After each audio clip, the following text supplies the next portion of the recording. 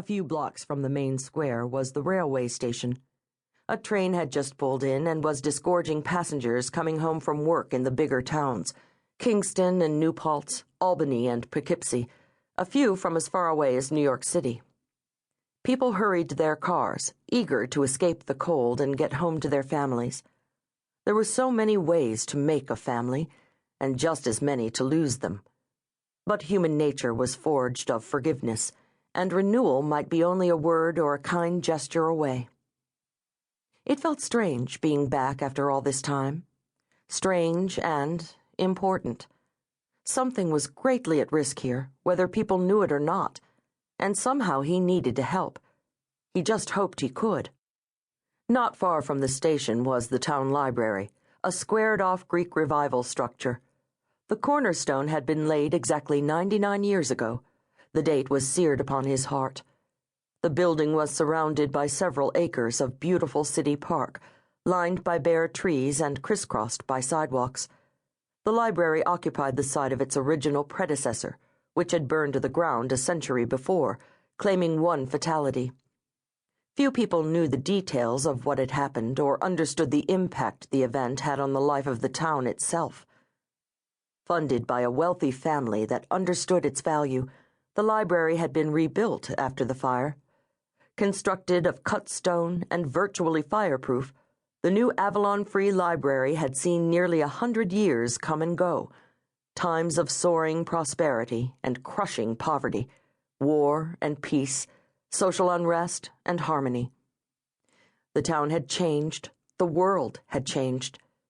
People didn't know each other anymore, yet there were a few constants, anchoring everything in place, and the library was one of them. For now. He sighed, his breath frosting the air as old memories crowded in, as haunting as an unfinished dream. All those years ago, the first library had been destroyed. Now the present one was in danger, not from fire, but from something just as dangerous. There still might be time to save it.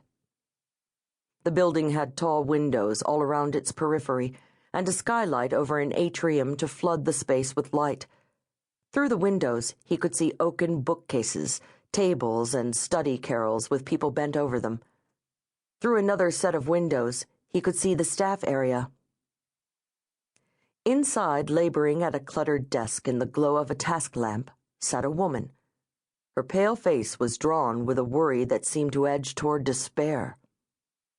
She stood abruptly, as though having just remembered something, smoothing her hands down the front of her brown skirt. Then she grabbed her coat from a rack and armored herself for the rapidly falling cold. Lined boots, muffler, hat, mittens. Despite the presence of numerous patrons, she seemed distracted and very alone. The sharp, dry cold drove him toward the building's entrance, a grand archway of figured stone with wise sayings carved in bas-relief. He paused to study the words of the scholars: Plutarch, Socrates, Judah ibn Tibbon, Benjamin Franklin. Though the words of wisdom were appealing, the boy had no guide but his own heart. Time to get started. Hurrying, her head lowered, the woman nearly slammed into him as she left the building through the heavy, lever-handled main door.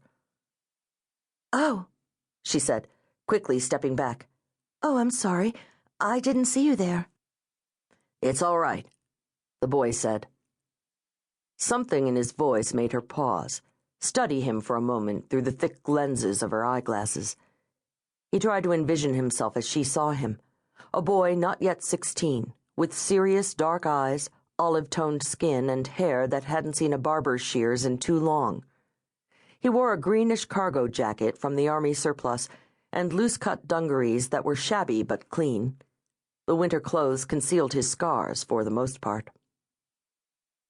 "Can I help you?" she asked, slightly breathless. "I'm on my way out, but—" "I believe I can find what I need here, thanks," he said. "The library closes at 6 tonight," she reminded him. "I won't be long." "I don't think we've met," she said. "I try to meet all my library patrons." "My name is Jabez, ma'am. Jabez Cantor. I'm new." It wasn't a lie, not really.